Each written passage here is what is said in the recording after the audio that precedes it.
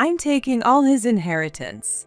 My son, John, was rushed to the hospital after an accident, but he didn't make it. Even though Jessica, John's wife, knew he had been taken to the hospital, she never showed up. However, the moment she found out that John had passed away, she suddenly appeared before us and said something shocking. Hearing Jessica's words, I couldn't help but smirk inwardly. I'm sorry for your loss. Jessica's mother, Catherine, said mockingly with a laugh, but I knew she would be stunned when the truth came out. You won't be laughing for long. My name is Betty. I turned 65 this year, retired, and now I'm living off my savings. My husband, Bob, started his own company and made it a success. I've been supporting Bob behind the scenes, but lately he's been feeling under the weather and hasn't had much energy. I don't think I have much time left, Bob said, which wasn't something I wanted to hear.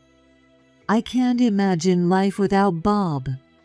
But I've been worried that one day the time might come when we have to say goodbye.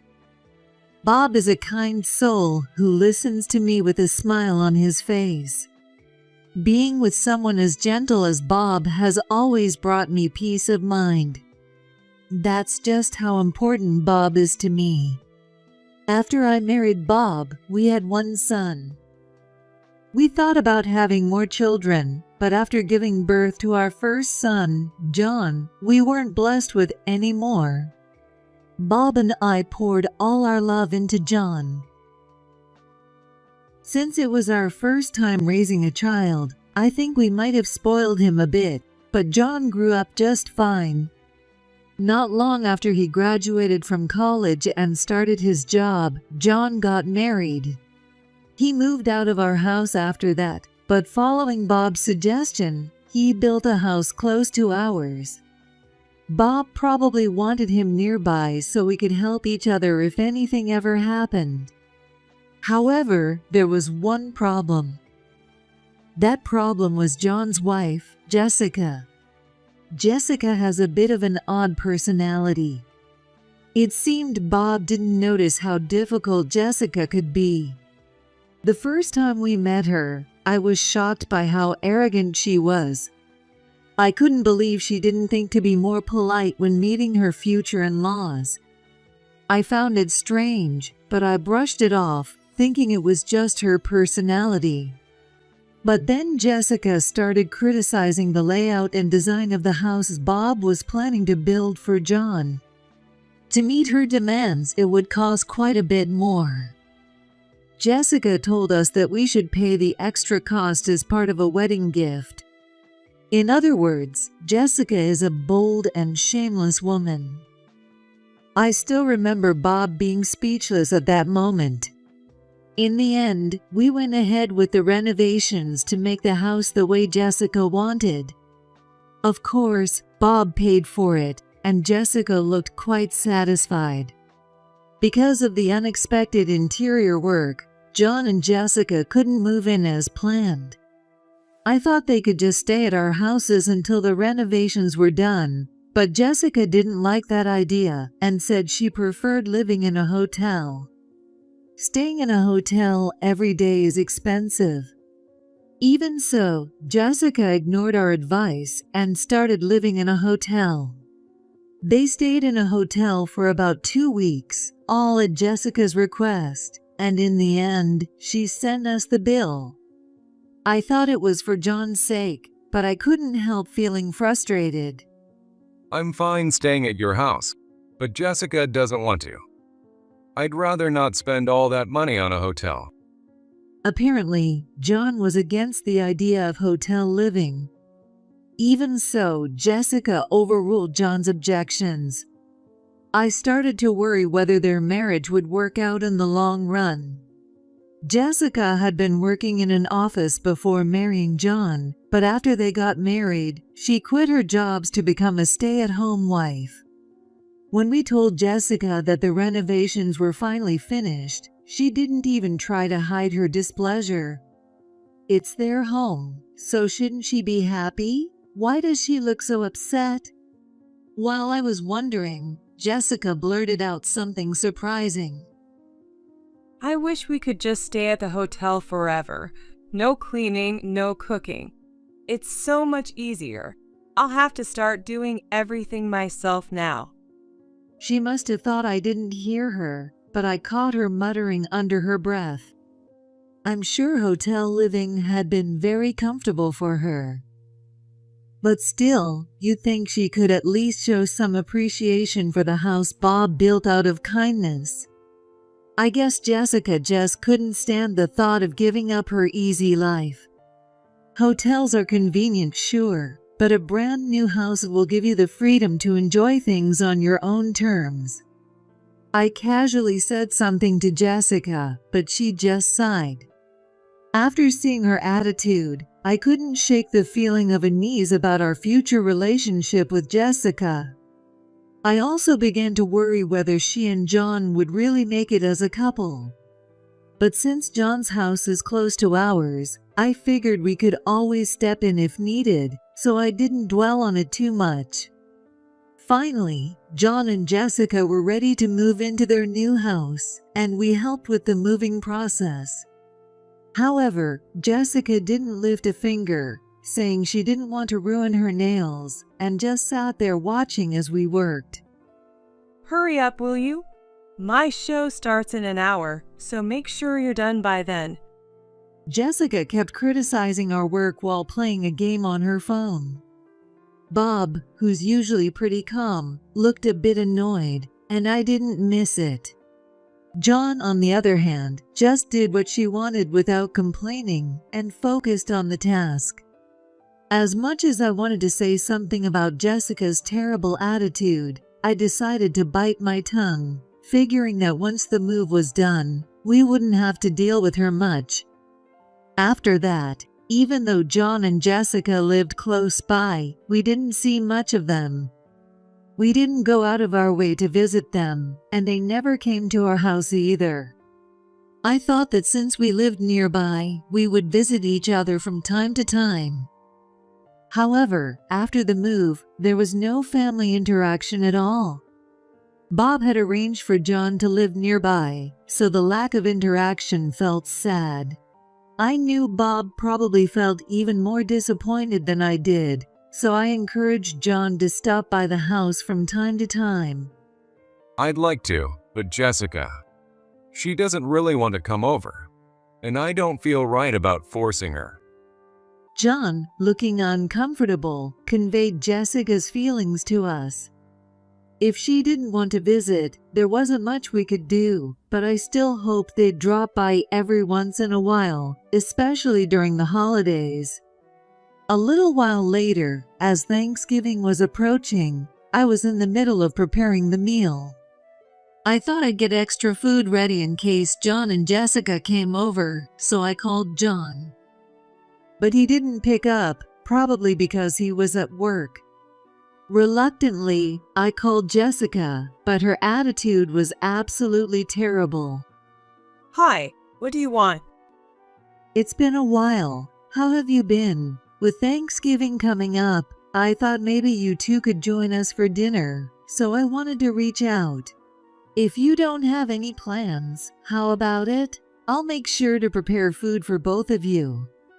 Even though Jessica's tone irritated me from the first word, I tried to keep calm. However, her responses were nothing but rude. Why would we spend Thanksgiving at an old folks' houses? Don't say things like that, it's bad luck. We already have plans and we're busy.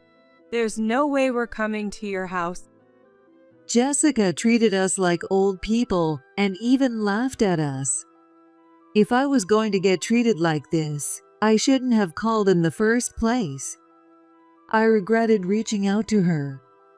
I'm sorry, I didn't mean to be so thoughtless. Of course, you're young and have plans. Just forget I mentioned it. Well, I guess we could drop by for a bit. Are you going to give us spending money or something? If you give us some cash, I suppose we could come over for a little while. Money? What is she even talking about? Is she saying they'd only come if they got money?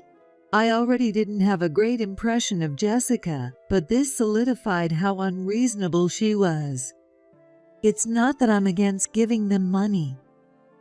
However, knowing they would only come for the money made me lose the desire to have them over. So, I decided not to invite them and chose to spend a quiet Thanksgiving with just Bob. Thanksgiving Day finally arrived, and I was busy preparing the meal. Then, suddenly, Bob had a seizure and collapsed. Thanksgiving was the last thing on my mind as I rushed to the hospital with him in an ambulance. Bob didn't wake up for a long time. Even after several days, he didn't recover, and eventually, he passed away. The suddenness of it all left me in total darkness. I had no time to worry about Jessica anymore. I never imagined that Bob would leave us at that moment, and I was devastated by the grief of losing him. I contacted John to let him know about Bob. He came to the hospital right away and broke down in tears when he saw Bob. John seemed unable to accept the fact that he hadn't been there for Bob's final moments. I had called John once when we first went to the hospital, but he said he couldn't come because Jessica wanted to go shopping. Reluctantly, John went shopping with her, though he couldn't stop worrying. He hadn't expected Bob to pass away, and he was even more distraught than I was. I regretted not insisting that John come to the hospital immediately. Bob had arranged for his assets to go to John, so I had to deal with all the legal processes, which left me little time to grieve.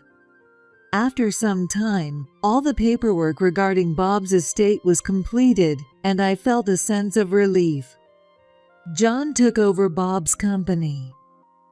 It seems John has a natural talent for business because the company grew rapidly, and within about 3 years, it had amassed a fortune of $10 million. However, on his way home from work, John was killed in a head-on collision with an oncoming car. The other driver had fallen asleep at the wheel. I couldn't accept the reality of it. I cried so much that I wondered how it was even possible for someone to shed so many tears. Losing Bob had been heartbreaking, but I knew eventually that time would come. But the thought of John passing away before me was something I had never expected. When I found out John had been taken to the hospital, I rushed there immediately, but Jessica was nowhere to be found. I tried calling her, but all I got was her voicemail. While I couldn't reach her, John passed away. Even though she had treated me and Bob poorly, I thought Jessica at least cared about John, so I was shocked she hadn't come to the hospital. Surely Jessica must have known about John's condition. A few days later, as I was preparing for John's funeral, Jessica suddenly showed up with her mother, Catherine. "Where were you? You're his wife. You should have been by John's side." I was so upset that my words came out in a jumble. But Jessica just gave a defiant smile. I'm taking all his inheritance. Those were the words Jessica bluntly said the moment she saw my face. John is gone, and yet she doesn't seem sad at all. Not only that, but his funeral hasn't even happened, and she's already talking about the inheritance. But honestly, it wasn't all that surprising. I'm sorry for your loss. Catherine said it with a smirk on her face. You won't be laughing for long. What are you talking about? Maybe losing John made you lose your mind. I ignored her and continued with his funeral preparations. No matter what Jessica said, it didn't matter to me anymore. Jessica was no longer family. John's funeral went smoothly. Though I was still sad, I knew I couldn't let myself stay down forever. This was just the beginning of my payback against Jessica, who had treated me so horribly. Before John passed, he had come to me with a concern about Jessica just once. He suspected that Jessica might be having an affair. For John's sake, I hired a private investigator to look into her. That's how we discovered Jessica's infidelity. Even though she was a stay-at-home wife, while John was at work, she was regularly meeting other men. Not just one, but multiple men she had become romantically involved with. Until we found out about her affairs, if anything had happened to John, Jessica would have inherited everything. But after learning about the affairs, John changed the beneficiary to me. Jessica still believes that she is the beneficiary. That's probably why she boldly declared that she would be taking the inheritance from me. John had even considered divorce, but worried that she would take half of his assets. That's why he decided not to divorce her and left the money in his own accounts, saying he would wait and see for a while, right before this tragedy happened. Thinking about how John must have felt made me feel helpless. At the same time, I was determined not to let Jessica get away with it. The day after the funeral, Jessica called me non-stop. She had probably found out she wasn't going to inherit anything. I didn't need to hear her to know what she was thinking, so I ignored her calls, no matter how many came in. I had nothing to say to Jessica. Even after a few days, the calls from Jessica didn't stop. Since John's assets amounted to $10 million, I could understand why she couldn't just stay silent. If she had been a wife who truly cared for John, this wouldn't have happened.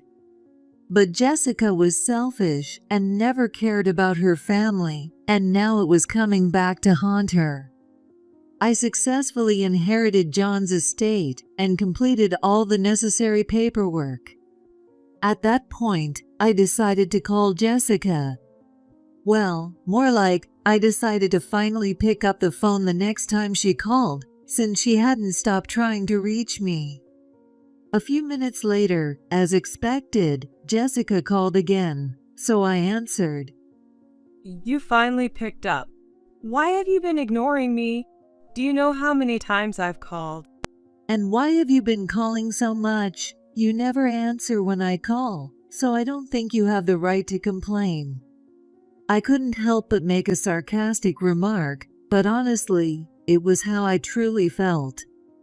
Jessica only ever reached out when she needed something. Whenever I needed to reach her, she usually didn't answer. What do you mean I don't get his inheritance? You must have done something shady. Just because you don't like me, you took it all. You're so awful. That's why I can't stand you. I'm the beneficiary, so make sure I get what's mine. If not, I'll sue you. This was all John's decision. I'm just respecting his wishes. If you want to sue me, go ahead. I hadn't done anything shady, so even if she sued me, it wouldn't be a problem. I figured she could do whatever she wanted. John, just to be safe, had entrusted me with everything related to his finances, including the bank accounts. It was to prevent Jessica from doing whatever she wanted with them. For a while after that, I didn't hear from Jessica, and she didn't come by the house either. Just when I thought she had finally given up, I was looking at my phone, and Jessica called. My hand accidentally touched the screen, and I ended up answering the call. This is all your fault. I'm drowning in debt now. You need to take responsibility. You inherited $10 million, so you could help me out a little. Jessica suddenly started yelling at me, though I could already guess the reason without her explaining. According to the investigator, Jessica had been involved with a married man. That's why John reached out to the wife of her affair partner and sent her the evidence photos. While I expected the woman to be angry with John, she was actually grateful to him and said she planned to divorce her husband, who was Jessica's affair partner. On top of that, she planned to sue both Jessica and her husband for damages. Jessica's debt likely came from paying those damages. I was just having some fun, not cheating. But now I've got 3 people coming after me for damages. You're the one who told the wives, right? She said she heard it from someone, and it had to be you. You're the only one who would do something so outrageous. 3 people? What does she mean by that? I was confused by Jessica's words. As far as I knew, she'd only been involved with one man. From what she was saying, it seemed like there was more than one married man she had been seeing. I understood that being sued by 3 people must be a tough situation. But I had no obligation to help her. Why is she asking for help now? I have no idea. Did you do something to deserve being sued for damages? I didn't say that. They probably just misunderstood, thinking I was doing something more than just having fun. There's no way I would cheat. It's all your fault that it got out. When you say it got out, you mean your affair, right? John figured it out. I can understand why you're angry at me, but it's your affair that's the problem here. Do you understand why John didn't leave you the inheritance? No way. I wasn't cheating. I was just having some fun. I can't believe I lost $10 million because of that. Do you think it's funny that I lost it all? Why didn't you stand up for me? Why on earth would I defend Jessica? She hurt John deeply. There's no way I would ever take her side. How can she be so oblivious? Why should I defend you? You treated me and Bob terribly and betrayed John. There's no reason for me to help you. I'm your daughter-in-law. You should be trying to keep the family together. Can you really call yourself a parent? Everything Jessica had said and done so far made it clear she didn't see me as a parent. How convenient that she's only calling me family when it suits her. I can't keep up with her nonsense anymore. We're not family anymore, so stop relying on me. Nothing good comes from being involved with you any longer. I'm not giving you a single penny, so stop contacting me. I hung up the phone, wondering if I had gone too far. It wasn't my intention to be mean to Jessica. Originally, since she had married John, I wanted to treat her like my own daughter. But Jessica herself had made that impossible. It wasn't right for her to blame me. Even after that, Jessica kept calling, but I ignored every single call. There was no point in talking to her anymore. A few days later, while I was doing the dishes, the doorbell rang. Since I wasn't expecting any deliveries, I felt uneasy about who might be at the door. Given the timing, I had a bad feeling that it might be Jessica. As I cautiously approached the door, I heard what sounded like Jessica's voice and tried to quietly return to the other room. I know you're in there. There's no point in pretending you're not. Give me my money back. That's my money, you thief. What's the big idea? Taking Jessica's money. Get out here right now. I quietly returned to my room after hearing those words. Jessica had brought her mother, Catherine, with her. I immediately called the police. Jessica is no longer family, and having her show up at my house was nothing but a nuisance. I stayed inside, waiting for the police to arrive without stepping outside. Suddenly, I heard a loud noise coming from the entrance. It sounded like something had broken. Did they break the potted plant Bob cherished? Even though I thought that, I wasn't sure what they might do if I stepped outside, so I stayed put, hoping the police would arrive soon. After about 10 minutes, the police finally arrived, and I spoke to them through the intercom. They asked me to come outside, and when I did, I saw Jessica being restrained by the officers. The police wanted to hear what had happened, so I invited them inside to explain everything. As I recounted the events with Jessica, I felt a wave of emptiness wash over me. If only I had convinced John when I first realized Jessica's true nature, maybe he wouldn't have suffered through her infidelity and died with that pain. Even though I knew there was nothing I could do now, I couldn't stop my emotions from overwhelming me. Take your time. When I was at a loss for words, the police officer kindly offered some reassuring words. I took a deep breath, gathered myself, and finished telling them everything. If anything else happens, don't hesitate to call us. After listening to everything, the police officer said that and started to leave. When I walked them to the door, I noticed Bob's potted plant and some decorations near the entrance had been broken. When I told the police that it was likely Jessica and Catherine's doing, they said they would investigate. Luckily, I had a security camera at the front door, so I handed over the footage to the officers. I never thought the camera would come in handy like this, but I was relieved that I had installed it. I didn't care if they tried to hurt me, but breaking the plant that Bob cherished was unforgivable. It was just a potted plant, but to me, it held precious memories. My anger toward Jessica only grew stronger. While I was speaking with the officers inside, Jessica and Catherine had been taken into custody. That woman ruined my life. She needs to pay for this. She's the worst for destroying Jessica's life. Apparently, they had been yelling as they were taken away. The officers, unsure of the situation, but sensing it wasn't normal, decided to take them in. They were also concerned about the broken plant at the entrance and felt it wasn't safe for me to stay alone with them outside the house. Jessica and Catherine were later interrogated by the police. Although she denied it, the security camera footage was decisive, and Jessica was charged with property damage. It seems she won't be able to get out for a while. Catherine, who was just there with her, wasn't charged with any crimes.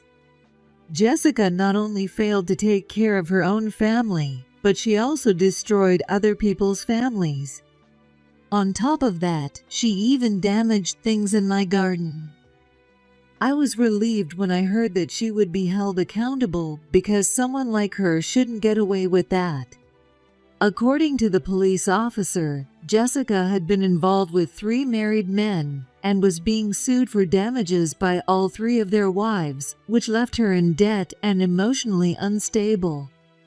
But if she were truly mentally unstable, she wouldn't be able to explain herself like that. I silently listened to the officer's explanation, thinking about this. In the end, Jessica's claims were dismissed, and she was charged. I likely won't be seeing her for quite some time.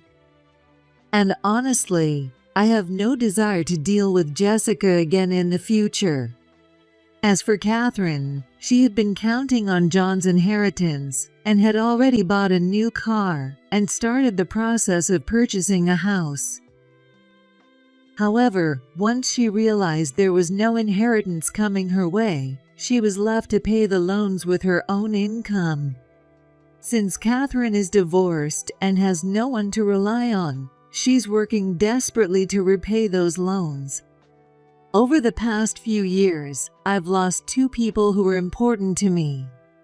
It was a sad situation, but I couldn't let myself stay down forever. I had no choice but to keep moving forward. Originally, the company Bob started had been taken over by John, but after his unexpected accident, there was no one left to continue running it. That's when I thought of the executive Bob trusted. He had joined the company when Bob first started it, and I think he was a bit older than John. If John doesn't take over the company, I'll probably leave it to him. That's something Bob himself had said. Following Bob's wishes, I decided to pass the company on to the executive. He was quite surprised, but when I told him that the company wouldn't survive without his leadership, he agreed to take it on. He said he wanted to work hard for Bob's sake, which gave me the confidence to hand over the company. As for me, I've inherited John's estate and am living a financially comfortable life. That doesn't mean I'm living extravagantly, though. Since it's the money John left behind, I intend to use it wisely. However, I'm not confident I could ever spend such a large sum like $10 million, so I'll need to think carefully about how to manage it going forward. For now, I plan to take things slow for a while.